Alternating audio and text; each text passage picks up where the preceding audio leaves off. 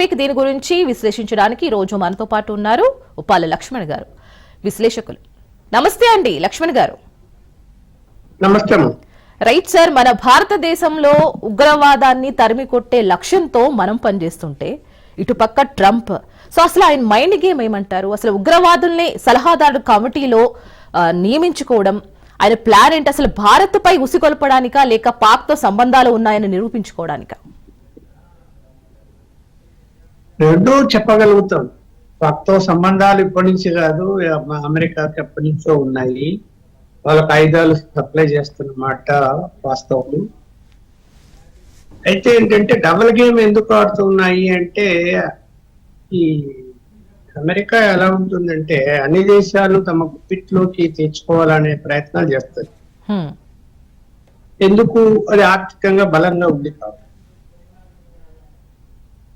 ఇప్పుడు మనకు సరే ఎవరు అక్కడ ప్రెసిడెంట్ గా వచ్చినా కూడా ఆ విధానాల్లో మామూలుగా అయితే బయటికి ఏం చెప్తారు, అంతర్జాతీయ సదస్సుల్లో ఉగ్రవాదం అంతం జరగాలి, ప్రపంచవ్యాప్తంగా ఎక్కడ ఉగ్రవాదం ఉండకూడదు, మేము దానికి వ్యతిరేకము అని మాట్లాడతాం.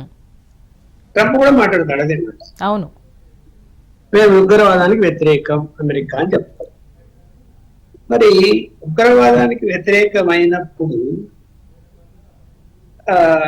అమెరికా పాకిస్తాన్ కు సంబంధించినటువంటి పౌరులను, అంటే విద్యార్థులు గాని నిరుద్యోగులు గాని ఎలాగైతే భారతదేశీయ పౌరులకు వీసాలు ఇస్తున్నారో ఒక కోటా ఫిక్స్ చేసి పాకిస్తాన్ కూడా ఇస్తారు. మరి అక్కడ ఉగ్రవాదాన్ని పోషించే దేశంగా దాన్ని ప్రకటించమని మనం డిమాండ్ చేస్తున్నాము. ఇతర దేశాలు అదే చెప్తున్నాయి.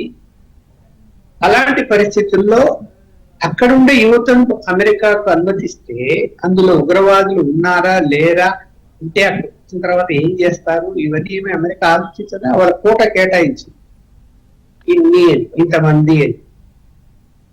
నేను అమెరికాలో ఉన్నప్పుడు ఒక ప్రయాణం చేస్తూ ఫ్యామిలీతో, అంటే మా అబ్బాయి అక్కడ ఉంటారు, ఆకలి అవుతుంటే దగ్గరలో హోటల్ ఏదైనా చూడంటే ఒక హోటల్ చూశారు లోపలికి వెళ్ళి. అది పాకిస్తాన్ వాళ్ళు నిర్వహించే హోటల్. ఆ హోటల్లో మొత్తం యూత్ ఎవరు అంతా పాకిస్తాన్ దేశస్తులే అక్కడ కూర్చొని మాట్లాడుకుంటూ ఉన్నారు. అంతా మొత్తం ప్రతి టేబుల్లో. అంటే ఇక్కడ అన్ని అక్కడ వాళ్ళు వ్యాపారాలు చేసుకోవడానికి పర్మిషన్లు ఇస్తున్నావు, హోటల్స్ పెట్టుకోవడానికి పర్మిషన్ ఇస్తున్నావు. ఇంకోటి సాఫ్ట్వేర్ సంస్థలు ఏవైతే ఉన్నాయో నిర్వహిస్తున్నారో అక్కడ మా బంధువుల అబ్బాయి పని చేసే సాఫ్ట్వేర్ సంస్థ యొక్క సిఇఓ కూడా పాకిస్తాన్. అతను ఎలా చూస్తాడు, ఇండియన్ అంటూనే వేధించడం మొదలు పెడతాడు. అబ్బాయి గంటలు గంటలు అంటే ఎక్స్ట్రా టైం పని చేయమంటాడు, పని చేస్తున్నా పని బాగాలేదంటాడు. ఇక్కడ అంటే మనం ఇది ఈ విషయాలు ఎందుకు చెప్పానంటే, అమెరికా అన్నది ద్వంద్వ వైఖరి ద్వంద్వ వైఖరి చూపిస్తున్నది ఇండియా విషయంలో. బయటికి ప్రేమ నటిస్తున్నది, బయటికి మేము సపోర్ట్ అని చెప్తున్నది, బయటికి మేము ఉగ్రవాదానికి వ్యతిరేకం అని చెప్తున్నది, లోపల ఎన్ని చేయాలనో అన్ని చేస్తూనే ఉన్నారు. ఇది నా అభిప్రాయం. ఇక్కడ ఇప్పుడు ఇరు దేశాలకు గొడవ అయింది, వాళ్ళు మన టెర్రరిస్టులు వచ్చారు, మన పౌరులను దారుణంగా చంపి వెళితే మనము అటాక్ చేశాం పాకిస్తాన్. నేను మధ్యవర్తం వహించాను కాబట్టి ఇద్దరు ఆపేశారు యుద్ధం అని చెప్తాడా? మళ్ళీ అలా కాదు నేను ఇలా అంటాడా? మళ్ళీ మాట మారుస్తాడా? అసలు ఆయన మధ్యత్వం వహించలేదు అని చెప్పి మనం ప్రకటించాల్సి వచ్చిన పరిస్థితి వచ్చింది. అంటే అబద్ధాలు ఎందుకు చెప్పాలి? నువ్వు సలహా ఇవ్వడం వేరు, నీ మాట విని యుద్ధం ఆపడం వేరు. తేడా లేదే, చాలా తేడా ఉంది కదా దాంట్లో. అన్ని దేశాలు సలహా ఇస్తాయి, ప్రస్తుత కాలమాన పరిస్థితుల్లో యుద్ధం వద్దు అని ఎవరైనా చెప్తారు. మనం కూడా వద్దంటాము. ఎందుకు? ప్రాణ నష్టం, ఆస్తి నష్టం జరుగుతుంది. ఆ టెర్రరిస్టులు టార్గెట్ గా చేసి వాళ్ళని మాత్రమే దాడి చేయండి, వాళ్ళని మాత్రమే పట్టుకోండి అని చెప్తాము. కానీ యుద్ధం ఏమని ఎవరైనా చెప్పరు. తప్పనిసరి పరిస్థితుల్లో ఎవరైనా యుద్ధం చేయాల్సి వస్తుంది, చేస్తారు. ఇప్పుడు ఇక్కడ ఇంత మాటలు మార్చి ఆయన మీరు చెప్పినట్టు ఆ ఇద్దరు ఉగ్రవాద సంస్థలతో సంబంధాలు ఉన్నటువంటి వ్యక్తులను సలహాదారులను ఎలా పెట్టుకుంటాడండి? హ్మ్. కాకపోవచ్చు, ఒక అతను పాకిస్తాన్ పౌరుడు కాకపోవచ్చు, అమెరికన్ పౌరుడే, కానీ ఇస్లాం మతం స్వీకరించాడు కదా. అవును. ఇస్లాం మతం స్వీకరించాడు, శిక్షణ పొందాడు టెర్రరిజంలో, కొన్ని తప్పుడు పనులు చేశాడు, దొరికాడు, ఒప్పుకున్నాడు. మళ్ళీ ఇంకొక ఆయన కూడా అంతే, ఆయన కూడా ఉగ్రవాద సంస్థలతో సంబంధాలు ఉన్నాయి, దొరికాడు, శిక్ష పడింది, జైలు నుంచి బయటకు వచ్చాడు. అలా అంటే ఉగ్రవాద సంస్థలతో సంబంధాలు ఉన్న, మతం పక్కన పెడతాం, ముందు ఉగ్రవాద సంస్థలతో సంబంధాలు ఉన్నాయా లేదా? హ్మ్. ఉన్నాయని ఎవరు? అమెరికా కోర్టే కదా తేల్చింది, మనం తెలిసాం ఇండియానా? అవును. తేల్చినప్పుడు ఏమైనా సిగ్గుసేని ఉండాలి కదా. బయటికి ఏం చెప్తున్నారు మీరు? ఉగ్రవాదం ఉండకూడదు, పూర్తిగా నశించాలని చెప్తున్నటువంటి నువ్వు సహకరిస్తాం ఉగ్రవాదాన్ని అణచివేయడానికి అని చెప్తూ, మళ్ళీ మీరు ఈ యొక్క ఉగ్రవాదంలో శిక్షణ పొందినటువంటి వ్యక్తులను సలహాదారులుగా పెట్టుకుని ఎందుకు ప్రోత్సహిస్తున్నారు? వాళ్ళ మీకు సలహాదారులు? ఇది సభ్య దేశాలన్నీ కూడా, ప్రపంచ దేశాలన్నీ కూడా దీని మీద అభ్యంతరం చెప్పాల్సిన తరుణం ఆసన్నమైంది. ఆలస్యం చేయకూడదు. ఇండియానే కాదు, మొత్తం చైనా కానీ లేకపోతే రష్యా కానీ ఏ దేశమైనా కూడా దీని మీద పెద్ద అభ్యంతరం, ఈవెన్ బ్రిటన్ అయినా కానీ అభ్యంతరం చెప్పాలి. టెర్రరిస్టుల విషయంలో కఠినంగా లేకపోతే వాళ్ళ దేశాలు టెర్రరిజం పెరిగిపోతూనే ఉంటుంది. వాళ్ళ మతం పేరుతో టెర్రరిజం పెంచుతున్నారు. వాళ్ళ యొక్క ఏమేంటి చెప్పండి, ఏమేంటి టెర్రరిస్ట్ అని చెప్తూ ఏమేంటి వెనకాల బ్యాక్గ్రౌండ్ ఏంటి? ఇస్లాం దేశాలుగా మార్చాలి. అదే కదా, ఏ దేశాన్ని ఇస్లాం దేశంగా మార్చాలి, అదే కదా వాళ్ళ ఉద్దేశం. వేరే ఏముంది ఇంకా? అవును. అంటే మతపరమైన అంశం కాదా? టెర్రరిస్టు పేదవాళ్ళను ధనవంతులు చేయాలనో, ధనవంతులు పేదవాళ్ళని పీడిస్తున్నారనో, ఒకప్పుడు నక్సలిజం అలా ఉండేది, వాళ్ళు దాని మీద పోరాటం చేసేవాళ్ళు. అందులో కొంత న్యాయమైనా కనిపిస్తుంది మనకి. ఇదేంటిది టెర్రరిజం? ఇందులో ఏం న్యాయం ఉంది చెప్పండి? ఏం న్యాయం ఉంది ఇక్కడ? ఇందులో కేవలం ఇస్లామిక్ దేశాలుగా మార్చేయాలా అని చెప్పి మాట్లాడుతున్నారు కదా. ఇంకో 50 సంవత్సరాలు పోతే భారతదేశాన్ని ఇస్లామిక్ దేశంగా మార్చేస్తామని చెప్పి వీడియోల్లో వాళ్ళ యొక్క మాటలు కూడా వస్తున్నాయి కదా, చూసాం కదా, విన్నాం కదా, చూసాము, విన్నాం. అవును. అంటే టార్గెట్ ఏంటి? అదే కదా. అలాగే నీకు అమెరికా క్రిస్టియన్ పాపులేషన్ ఎక్కువ ఉండేటువంటి దేశం, దాన్ని ఇస్లాం దేశంగా మార్చుతామని ప్రయత్నం చేసి ఊరుకుంటాడా ట్రంప్? ఊరుకోమను, మార్చమని. లేకపోతే ఒప్పుకోరు కదా, మరి ప్రజలు ఒప్పుకోరు కదా. ఇక్కడ అంతర్గతంగా ఈ టెర్రరిజము ఏదైతే విస్తరిస్తూ పోతున్నదో దాన్ని కంట్రోల్ చేయాల్సినటువంటి బాధ్యత అన్ని దేశాల మీద ఉంది. ఈవెన్ చైనా మీద కూడా ఉంది. చైనా ఎందుకు పాకిస్తాన్ సమర్థిస్తుంది? పాకిస్తాన్ కు సమర్థిస్తున్నామని పేరు చెప్పకుండా పక్కనున్నటువంటి ఆఫ్ఘనిస్తాన్ కు 600 కిలోమీటర్లు హైవే రోడ్డు నిర్మాణం చేపట్టింది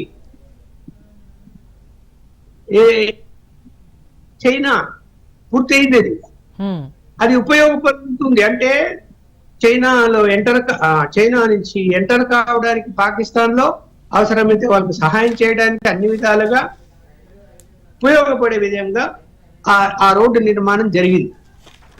ఎవరు అభ్యంతరం చెప్పలేదు, ఇండియా కూడా చెప్పలేకపోయింది. ఏమంటే అది ఆఫ్ఘనిస్తాన్ కంట్రీకి అని చెప్తున్నారు. ఇట్లా ఎవరికి వాళ్ళు ఇండియాకు ఏదైనా ఇబ్బందులు పెట్టాలనే ప్రయత్నాలు చేస్తున్నప్పుడు మరి మనం గట్టిగా ఎదుర్కోకపోతే ఫ్యూచర్ లో ఇబ్బందికరమైన పరిస్థితి వస్తుంది కదా. ఇవాళ బుద్ధి చెప్పాం కదా. ఇవాళ చైనా గాని అమెరికా గాని ఇతర దేశాలని ఆలోచిస్తున్నాయి. అరే ఎలా స్ట్రైక్ చేయగలిగినారు? ఒక పౌరుడు చనిపోలేదు, ఒక సైనికుడు చనిపోలేదు, మొత్తం పాకిస్తాన్ నుంచి వచ్చినటువంటి అన్ని విమానాలను నిర్వీర్యం చేశారు. తర్వాత ఇండియా నుంచి వెళ్ళి కరెక్ట్ గా సెలెక్టెడ్ స్పాట్స్ లోనే దాడులు చేశారు, ఉగ్రవాద శిబిరాల మీద దాడులు చేశారు అనేటువంటిది. అరే ఇంత నెట్వర్క్ ఉన్నదా అనేటువంటిది ఇవాళ ప్రపంచ దేశాలన్నీ ఇండియా వైపు చూస్తున్నప్పుడు ఈ పిచ్చి చేష్టాలన్నీ చేస్తా కూర్చుంటే గనక అమెరికా కూడా మనమే భయపడేదంటే ఏం లేదు. అంటే నిజంగానే భయపెట్టాలనే ఇప్పుడు నేను ఉగ్రవాదుల్ని ప్రోత్సహిస్తున్నాను అనే సంకేతంతోనే అంటే లైక్ భారత్ గాని ఎవరైనా గాని మా జోలికి రావద్దు, మా వైపు ఉగ్రవాదులు కూడా ఉన్నారు అని భయపెట్టడానికే ఈ యొక్క పన్నాగం అనుకోవచ్చా? No doubt. సో అంటే ఇప్పుడు భారత్ డేంజర్ జోన్ లో ఉంది అనే మాట వాస్తవం అంటారు. ఎందుకంటే ఇంతకు ముందు కొంతమంది ఉగ్రవాదుల్ని పట్టివేశారు విజయనగరం జిల్లాలో. సో వాళ్ళు ఏంటంటే హైదరాబాద్ అటు కోల్కతా అటు కొంతమంది గ్రూప్ గా జాయిన్ అయ్యి ఇన్స్టాగ్రామ్ గ్రూప్ చేసుకుని సౌదీ నుంచి ఎవరో ఆ ఇన్స్టాగ్రామ్ ని రూట్ చేస్తూ హైదరాబాద్ లోను విజయనగరంలోను ఇట్లా బాంబుని ఎక్కడ పెట్టాలి, ఏం చేయాలి అనే ఉగ్రవాద మూకల్ని ఏరివేసే ప్రయత్నం చేస్తుంది ఇప్పుడు కూడా పోలీసు. సో వీళ్ళందరూ చూస్తుంటే ఈ భారత్ అసలు నిజంగానే డేంజర్ జోన్ లో ఉందా అనిపిస్తుంది. అంత డేంజర్ జోన్ లో ఏం లేదమ్మా. కాకపోతే భారతీయులు కూడా కొంతమంది ఎందుకు సహకరిస్తున్నారు ఈ టెర్రరిస్టులకు, ఎందుకు సహకరిస్తున్నారు పాకిస్తాన్ అనుకున్నప్పుడు వాళ్ళు డబ్బు ఏదో చూపుతున్నారు. డబ్బు ఏదో చూపుతున్నప్పుడు ఏమైతుంటే టెంప్ట్ అయిపోతారు. టెంప్ట్ అయిపోయి ఇప్పుడు పేదరికంలో ఉన్నాడు అనుకోండి, సరే మనం మతపరంగా పక్కన పెడతాం, ఎవరైనా సరే పేదరికంలో ఉన్నారు అనుకోండి, డబ్బు ఆశ చూపాడు అనుకోండి, విధి లేని పరిస్థితుల్లో మారిపోతున్నారు. కాబట్టి ఇక్కడ భారతదేశంలో కూడా నిరుద్యోగం కానీ పేదరికం విషయంలో కానీ ప్రభుత్వాలు ఆదుకొని పని చేయకపోతే ఏం చేస్తారు? ఒకప్పుడు నక్సలైట్లు ఎందుకు పెరిగారు ఇక్కడ, ఇప్పుడు ఎందుకు తగ్గారు? అప్పుడు పేదరికం వలన, పెట్టుబడిదారుల వలన, భూస్వాముల వలన అన్నం దొరక్క తట్టుకోలేక వాళ్ళ మీద వ్యతిరేకతతో నక్సలిజం పెరిగింది. ఇవాళ తగ్గింది. గ్రామీణ ప్రాంతాల్లో అన్ని వసతులు వచ్చాయి, మంచిగా పంటలు పండుతున్నాయి, పనులు చేసుకుంటున్నారు, సిటీ నగరం పెరిగింది, నిరుద్యోగులు చాలా మంది యువతకు ఉద్యోగ అవకాశాలు వస్తున్నాయి, మారుతూ వస్తున్నది, కాలాన పరిస్థితులు మారుతూ వస్తున్నాయి. అలా మారుతూ ఉండడానికి ఖచ్చితంగా ఈ పనులు చేయాలి. రెండోది, ఎవరైనా అలాంటి ట్రాప్ లో పడితే నిఘా పెట్టి వాళ్ళని ఆ ట్రాప్ లో నుంచి బయటపడే విధంగా చేయాలి. నిఘా అనేది ఎల్లప్పుడూ ఉండాలి. అది సరిగా ఉండటం లేదు. ఇవాళ చూసాం కదా విజయనగరంలో అతను పట్టుబడ్డాడు, వాళ్ళు ఏదో ఓపెన్ చేసుకుని వాళ్ళందరిగా తయారు చేశారని. అంతకుముందు కూడా విన్నాం కదా, ఇప్పుడు ఉగ్రవాద సోదరులకు ట్రైనింగ్స్ ఇచ్చారు. మన తెలంగాణలో కొన్ని ప్రాంతాల్లోని కూడా మనం వార్తలు చూసాము. అప్పుడు కొంతమందిని ఎన్ఐ వాళ్ళు అరెస్ట్ కూడా చేశారు. అందువల్ల ఇక్కడ ఇందాక చూసాం ట్యూబర్ ఆ అమ్మాయి, యూట్యూబర్ అమ్మాయి, ఆ అమ్మాయి కూడా చూడు ఎంత దారుణం పాల్పడిందో. అవును, కేవలం డబ్బు కోసమే కదా. పాకిస్తాన్ పోయింది, అక్కడ ఎంజాయ్ చేసింది, ఎవరో ప్రేమించింది అంటే ఇదా? ఇది ఇది ఇది కరెక్ట్ కాదు కదా. అంటే ఇక్కడ దేశ సమగ్రత, దేశ భక్తి, అరే మనం ఇండియన్స్, మన దేశాన్ని మనం కాపాడుకోవాలా అనేటువంటి భావన చిన్నప్పటి నుంచి పిల్లల్లో రావాలి.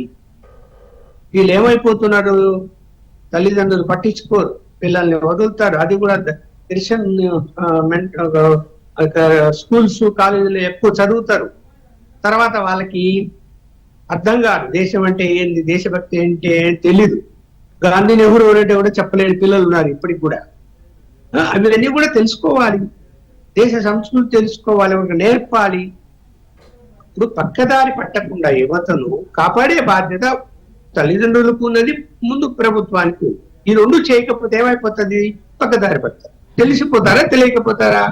ఒకసారి ఆ ట్రాప్ లేకి వెళ్ళిపోయిన తర్వాత ఇంకా వెనక్కి రాలేదు. ఎందుకంటే వాళ్ళు బెదిరిస్తారు, చంపేస్తారు. లేకపోతే బయటికి వెళ్తామంటే దూరం అవుతామంటే చంపేస్తారు అంతే. వాళ్ళు ఎందుకు?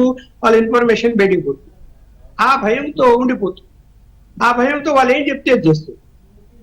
సో దీనికి దేశవ్యాప్తంగా కూడా ఈ యొక్క ఎప్పుడు కూడా నిఘా పెట్టి ఎవరెవరు పాకిస్తాన్ ఉగ్రవాదులతో కానీ, పాకిస్తాన్ దేశంలో కొంతమంది వ్యక్తులతో కానీ, బంగ్లాదేశ్లతో కానీ ఇలా కాంటాక్ట్ అవుతుంది. ఇప్పుడు శ్రీలంక సంబంధించిన వాళ్ళతో కూడా కాంటాక్ట్, అక్కడ కూడా వాళ్ళు ఉగ్రవాదం ఎలా ఉంటుందంటే వాళ్ళకి ఇక్కడ కన్వీనియంట్ ఉంటే ఆ కన్వీనియంట్ దేశంలోకి వెళ్ళిపోతారు. పాకిస్తాన్ నుంచి ఆపరేట్ చేసి ఐడెంటిఫై అవుతుంది కదా, పాకిస్తాన్ నుంచి కాల్స్ వస్తున్నాయి, పాకిస్తాన్ నుంచి వెబ్సైట్లు ఉన్నాయి, పాకిస్తాన్ నుంచి ఈ వాట్సాప్ మెసేజ్లు వస్తున్నాయి అంటే డౌట్ పడి వాటి మీద ఎంక్వైరీ చేస్తారని ఇతర దేశాలు పోతారు. నేపాల్, శ్రీలంక, లేకపోతే బంగ్లాదేశ్ పోయి అక్కడి నుంచి ఆపరేట్ చేస్తుంటారు. అప్పుడు మనకు అనుమానం రాదు. బంగ్లాదేశ్ వాళ్ళు, మన నేపాల్ వాళ్ళు మన మీద ఎందుకు వ్యతిరేకత ఉంటుంది, శ్రీలంక ఎందుకు వ్యతిరేకత ఉంటుంది, అక్కడ ఎందుకు టెర్రరిస్టులు వాళ్ళు ప్రోత్సహిస్తారా అనుకుంటాం. కరెక్ట్ కాదు. ఇప్పుడు ఇవాళ ఆపరేషన్ అక్కడి నుంచి కూడా జరుగుతుంది. నేపాల్లోకి వెళ్ళిపోతారు, అక్కడి నుంచి నెట్వర్క్ స్టార్ట్ చేస్తారు. అందువల్ల అన్ని కనిపెడుతున్నారు. మన యొక్క ఇంటెలిజెన్స్ వ్యవస్థ కూడా పటిష్టంగానే ఉంది, వాళ్ళ చాలా జాగ్రత్తగా ఉంటున్నది, ఎవరిని వదిలిపెట్టడం లేదు. చూస్తున్నాం కదా, ఎన్ఐఏ ఎక్కడ పడితే అక్కడ దాడులు చేస్తున్నది, కనిపెడుతున్నది. చూడాలి. ఇంకా అయినా కూడా దేశ పౌరులుగా మనకు ఆ స్పిరిట్ కూడా ఉండాలి. మన దేశం ఇది, మన దేశాన్ని మనం రక్షించుకోవాలనేది ఉంది. చూసాం కదా మొన్న దాడి జరిగిన తర్వాత, మనం దాడి చేసిన తర్వాత పాకిస్తాన్ మీద టెర్రరిస్టుల శిబిరాలను సెలెక్ట్ చేసి దాడి చేసిన తర్వాత యూత్ లో ఎంత ఉత్సాహం వచ్చింది. దేశవ్యాప్తంగా ఈవెన్ ముస్లిమ్స్, మైనారిటీలు కూడా రోడ్ల మీదకి వచ్చి పాకిస్తాన్ డౌన్ డౌన్ అన్నారు కదా. అంటే ఎంత మార్పు వచ్చింది. సో రైట్ సార్, ఫైనల్ గా ఈ పహల్గామ్ దాడి తర్వాత ఆపరేషన్ సింధూర్ లో మనం సక్సెస్ అయ్యాము, సో మీ మధ్యవర్తిత్వం మాకు అవసరం లేదు అని మన ప్రధాని మోదీ చెప్పేసిన తర్వాత అదే అక్కసుతోటి నా సలహాలు మీరు ఎందుకు తీసుకోరు అనే ఉద్దేశంతో ఇటువంటి ఉగ్రవాదుల్ని తన సలహాదారు కమిటీలో జాయిన్ చేసుకోవడానికి అక్కసే అనుకోవచ్చా అంటారా, లేదంటే వార్నింగ్ ఇస్తున్నారా ఇండైరెక్ట్ గా? అది ఒక బెదిరింపు, వార్నింగ్ ఇస్తున్నాడు మనకు. ఖచ్చితంగా మనం అది వార్నింగ్ గా తీసుకోవాలి, దాన్ని వ్యతిరేకించాలి, తగిన సమాధానం చెప్పాలి ట్రంప్ కూడా. ప్రపంచ అంతర్జాతీయ సంస్థల్లో మనం కూడా ఉన్నాం కదా, ఎండగట్టాలి. ఏం వదిలిపెట్టాల్సినటువంటి అవసరం లేదు. పిచ్చి చేస్తాలా, పిల్ల చేస్తాలా, అవన్నీ అది కాదండి. శిక్షపడి ఏ దాంట్లో శిక్ష పడింది? అతను టెర్రరిస్టుగా చేసిన తప్పులకే శిక్ష పడింది, బయటకు వచ్చాడు. అతన్ని నువ్వు సలహాదారు పెట్టుకుంటావా? అవును, చెప్పు. ఒకవేళ తను మీద ఆరోపణ వచ్చి టెర్రరిస్ట్ అని కోర్టు విచారణలో రుజువు కాకపోతే నిర్దోషిగా బయటకు వచ్చాడు అంటే అది వేరే అంశం. ఆ శిక్ష పడి జైలు శిక్ష అనుభవించాడు, అతన్ని తీసుకుంటాడు. మరి ఏం చెప్పాలి మనము అంటే, ఒక రకంగా నువ్వు వార్నింగ్ ఇస్తున్నావనే కదా ఇండియాకు. రైట్, అవును. సో సార్, మొత్తానికి ప్రధాని మోదీ శాంతి చర్చల పేరుతో శాంతియుతంగానే మనం యుద్ధం చేస్తున్నాం, శాంతియుతంగానే పోదామంటూ వస్తున్నాం ఇప్పటికీ కూడా. సో అటు టర్కీతో కూడా బాయ్కాట్ చేస్తూ శాంతియుతంగానే మనం పాకిస్తాన్కి మిత్ర దేశాలైనటువంటి ప్రతి దానికి కూడా శాంతియుతంగానే వెళ్తున్నాం. సో ఇటువంటి చర్యలకు పాల్పడుతున్నప్పుడు ఇటు మోదీ కూడా పెదవి విప్పి ఆయన సమాధానాలు కూడా ప్రజలకి చెప్తే బాగుంటుంది అని ప్రతి ఒక్కరు కూడా కోరుకుంటున్నారు. సో దీనిపైన మీరేమంటారు? సో ఎందుకు నిదానంగా ఉన్నారు? ప్రధానమంత్రి ఏం చేయబోతున్నారు అని. ఇప్పుడు మనం ఇక్కడ రాజకీయ కోణంలో చూడకూడదు. ఇప్పుడు మోడీ గారు చెప్పాడు అనుకోండి, అది రాజకీయ కోణంలోకి వెళ్తుంది. అందువల్ల ఆయన ఏం చేశాడు, సైనిక పరంగా సైనిక అధికారులే మీరు ప్రెస్ మీట్ పెట్టి ఏం జరిగిందో అని చెప్పమన్నాడు, రక్షణ శాఖ వాళ్ళని చెప్పమన్నాడు. అందువలన వాళ్ళు అన్ని విషయాలు చెప్తున్నారు. దానికి రక్షణ శాఖ మంత్రి ఉన్నాడు, విదేశాంగ మంత్రి ఉన్నాడు, వీళ్ళందరూ చూసుకుంటున్నారు. ఇప్పుడు ఆయన మానిటర్ చేస్తున్నాడు కదా, ప్రతి అంశాన్ని మానిటర్ చేస్తున్నాడు. అన్ని విషయాలు ఏది కూడా మనం రహస్యంగా పెట్టకుండా మన విజువల్స్ తో సహా మన దాడులు అన్ని కూడా ఫోటోలు విజువల్స్ చూపించి మనం ఫ్యాక్ట్ మన జనం ముందు పెట్టాం, ఏది రహస్యంగా లేదు. పెట్టినప్పుడు ప్రధానమంత్రి గారు ప్రత్యేకంగా చెప్పేది ఏముంటుంది మా ఇందులో? కాకపోతే మీరు అన్నట్టు దాని సమయం వచ్చినప్పుడు ట్రంప్ ఏం జవాబు చెప్పాలో చెప్పాలి. అలాగే పాకిస్తాన్ కూడా కొన్ని అబద్ధాలు ఆడింది, దానికి కూడా ఏం సమాధానం చెప్పాలి అనేది ఉంటుంది. అవసరం. ఇప్పుడు దేశ ప్రజలు ఉద్దేశించి ప్రధానమంత్రి గారు కూడా మాట్లాడారు కదా ఈ యొక్క ఆపరేషన్ సింధు సక్సెస్ అయిన తర్వాత. అవును, మరి అంతకంటే ఏం చెప్తారు? అంటే మౌనం చాలా మంది అనుకుంటారు మౌనం అంగీకారమా, లేదా మౌనం ప్రళయం కూడా దానికి దారి తీస్తుంది అని కూడా కొంతమంది అనుకుంటూ ఉంటారు. సో మౌనం ఏంది చేయడం లేదు. ఇప్పుడు అన్ని సమీక్ష చేస్తున్నాడు, ఎవరికి వాళ్ళకి ఇన్స్ట్రక్షన్స్ ఇస్తున్నాడు, ఫ్రీడమ్ ఇచ్చాడు సైనికులకి. వాళ్ళే అధికారులు వచ్చారు, మహిళా అధికారులు వచ్చారు, జవాబు చెప్పారు, జరిగిందంతా ఎక్స్ప్లెయిన్ చేసిన తర్వాత ఇంకా వాళ్ళు చెప్పేది అథారిటీ కదా. ప్రధానమంత్రి కంటే కన్సర్నింగ్ ఆఫీసర్స్ చెప్పడమే అథారిటీ కదా, వాళ్ళే కదా మెయిన్ అథారిటీ.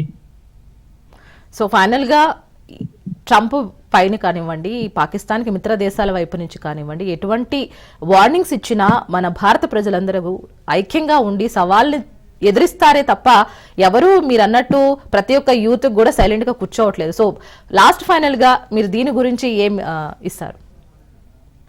ఇప్పుడు చూసాం కదమ్మా, అన్ని రాజకీయ పార్టీలు కూడా, అంటే ప్రతిపక్ష పార్టీలు అన్ని కూడా సహకరించాయా లేదా? ఒకే మాట మాట్లాడాయా లేదా? దాడిని సమర్థించాయి లేదా, ఆ ఆపరేషన్ సింధూర్ పురంను సమర్థించాయి లేదా అంటే మేమంతా ఒకటే, మా మీద మాకు రాజకీయ అభిప్రాయాలు ఉండొచ్చు, భేదాలు ఉండొచ్చేమో కానీ మేమంతా ఒకటే అని ప్రపంచ దేశాలకు సమాధానం ఇచ్చారు. సరే మామూలుగా ఏదైనా కొన్ని విషయాల అనుమానాలు ఉన్నప్పుడు ప్రభుత్వం డౌట్ మాకు క్లియర్ చేయండి అని అడగడంలో తప్పులేదు. పౌరులు అడగచ్చు, రాజకీయ పార్టీలు కూడా అడగచ్చు, ఏం తప్పులేదు. ఒకటో రెండో అడిగారు, సమాధానం చెప్తారు. చాలా వాటికి చెప్పారు, అది ఇంటర్నల్ విషయాలు. కానీ బయట వచ్చేసరికి మేమంతా ఒకటే అని సిగ్నల్ ఇచ్చారు.